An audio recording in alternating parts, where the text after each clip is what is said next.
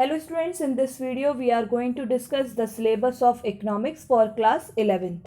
हम यहाँ पे आज इकोनॉमिक्स का सिलेबस डिस्कस करने वाले हैं क्लास 11th के लिए 2023-24 के लिए। ठीक है, तो आपका जो इकोनॉमिक्स सब्जेक्ट है उसमें दो बुक होती हैं, एक है माइक्रो इकोनॉमिक्स और दूसरा है स्टैटिक्स।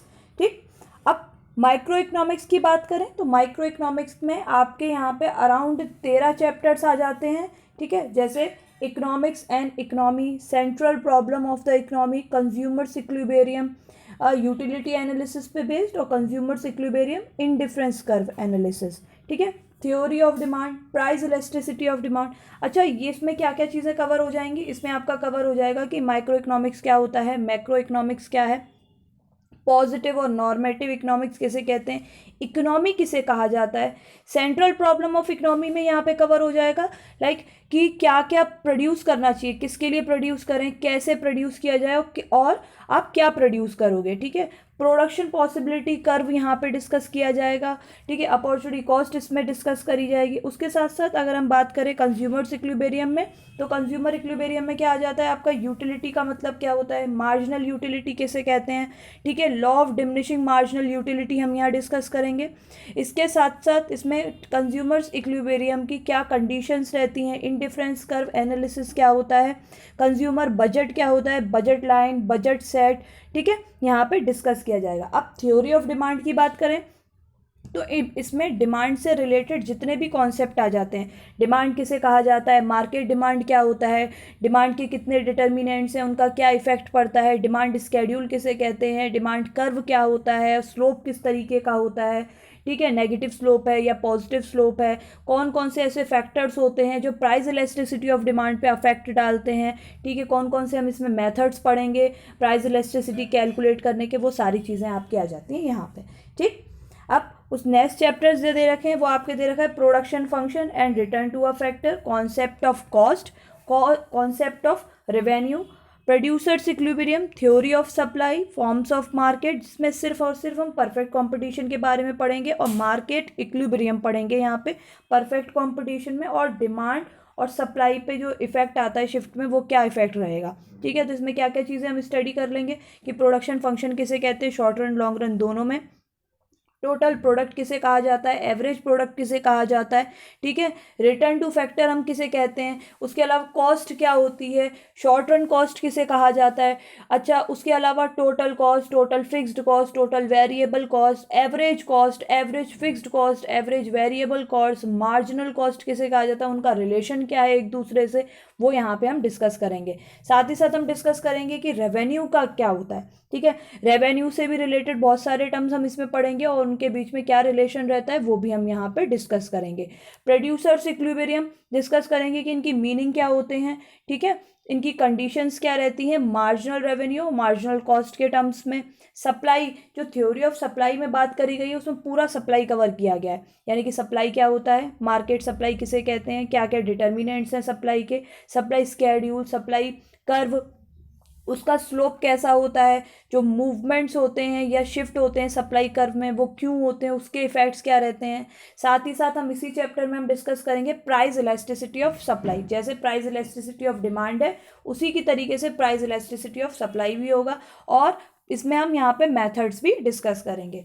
ठीक है, उसके बाद जो फॉर्म्स ऑफ मार्केट वाला चैप्टर है उसमें सिर्फ और सिर्फ परफेक्ट कंपटीशन के बारे में ही हम यहाँ डिस्कशन करेंगे कि उसका मतलब क्या है, फीचर्स क्या होते हैं। ठीक है, मार्केट इक्विलिब्रियम पे क्या इसका इफेक्ट पड़ता है, जो भी शॉर्ट रन के लिए हम यहाँ पे डिस्कस करेंगे। ठीक है, और साथ ही साथ जो डिमांड और सप्लाई है उसकी सिंपल एप्लीकेशंस पढ़ेंगे यहाँ पे चैप्टर नंबर 13 में। प्राइस सीलिंग, प्राइस फ्लोर किसे कहते हैं, वो सारी चीज़ें हम यहाँ पे इस चैप्टर में और ऑल इन ऑल हम यहाँ पे कवर करेंगे। ठीक, अब बात आ जाती है स्टैटिस्टिक्स की। अब स्टैटिस्टिक्स में क्या आ जाता है, स्टैटिस्टिक्स में आपके यहाँ पे अराउंड 12 चैप्टर हैं।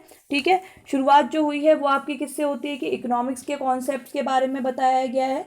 ठीक है, concept of economics and significance of statistics in economics. तो यहाँ पे पहले इकोनॉमिक्स के बारे में बताया गया है, उसके बाद आप यहाँ पे स्टैटिक्स क्यों इंपॉर्टेंट है इकोनॉमिक्स में, उसके स्कोप, फंक्शन, इंपॉर्टेंस, मीनिंग वगैरह यहाँ पे डिस्कस किया जाएगा। Collection of data, collection of data में हम डाटा कहाँ से कलेक्ट करते हैं, कौन कौन से सोर्सेज होते हैं, प्राइमरी या सेकेंडरी, हम डाटा जो कलेक्ट करते हैं वो किस बेसिस पे कलेक्ट करते हैं, मेथड क्या होता है डाटा कलेक्ट करने का, ठीक है। सेकेंडरी डाटा कलेक्ट जो किया जाता है उसके क्या सोर्सेज होते हैं, सेंसस ऑफ इंडिया क्या होता है, नेशनल सैंपल सर्वे ऑर्गेनाइजेशन क्या है और वो क्या काम करती है, वो हम यहाँ पे डिस्कस करेंगे।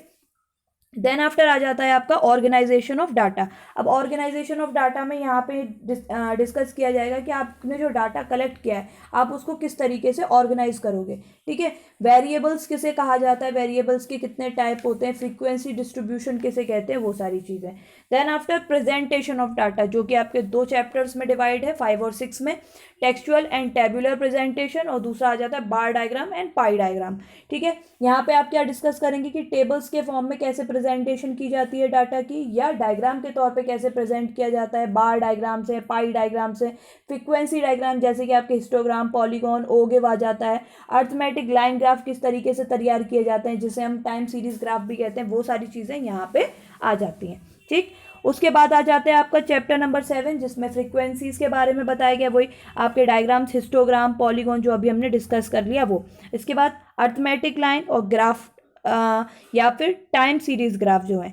अब 9 जो चैप्टर है वहाँ से आपका प्रैक्टिकल क्वेश्चंस शुरू होते हैं, ठीक है, जिसमें बेसिकली जो प्रैक्टिकल क्वेश्चन है वो चैप्टर 9 से ही स्टार्ट हो रहे हैं, जहाँ पे आपने जो मीन, मोड, मीडियन जो पहले क्लास 10th में पढ़ा हुआ है वही चीज़ें यहाँ पे दोबारा पढ़ाई जाएंगी, ठीक है।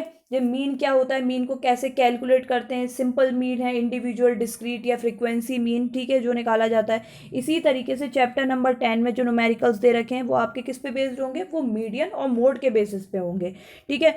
फिर चैप्टर नंबर 11 आ जाता है आपका कोरिलेशन में। कोरिलेशन में यहाँ पे आपको मीनिंग, प्रॉपर्टीज, स्कैटर डायग्राम क्या होता है, मेजर्स ऑफ कोरिलेशन जो कार्ल पियर्सन मेथड है वो बताया जाएगा, स्पियर्समैन रैंक कोरिलेशन है वो भी यहाँ पे बताया जाएगा, ठीक। उसके बाद आ जाता है इंडेक्स नंबर। इंडेक्स नंबर में यहाँ पे आपको इनके मीनिंग, इनके टाइप जैसे wholesale price index, consumer price index, index of industrial production, ठीक है, उसको कैसे कैलकुलेट करते हैं, सिंपल इंडेक्स कैसे कैलकुलेट किया जाता है, या जो और अलग अलग टाइप्स हैं उनको कैसे कैलकुलेट करते हैं, उनका क्या यूटिलाइजेशन होता है इंडस्ट्री में, वो सारी चीज़ें हम यहाँ पे डिस्कस करेंगे, ठीक। तो ये ऑल इन ऑल हो गया आपके पूरा बुक्स के बारे में। अब पेपर की बात करें तो जो आपका फाइनल पेपर होगा वो 80 मार्क्स का पेपर होगा, ठीक है, रिटन जो थ्योरी पेपर होगा, और जो प्रोजेक्ट होगा वो आपका 20 मार्क्स का यहाँ पे रहेगा, ठीक है। तो 20 मार्क्स का आपका प्रोजेक्ट हो जाएगा और थ्योरी कितने मार्क्स की हो जाएगी, 80 मार्क्स की, जो फाइनल पेपर होता है वो, ठीक। तो ये था पूरा overall syllabus about the economics, ठीक है। Go through with it and connected with us so that we can give you the valuable content on this platform. Thank you for watching.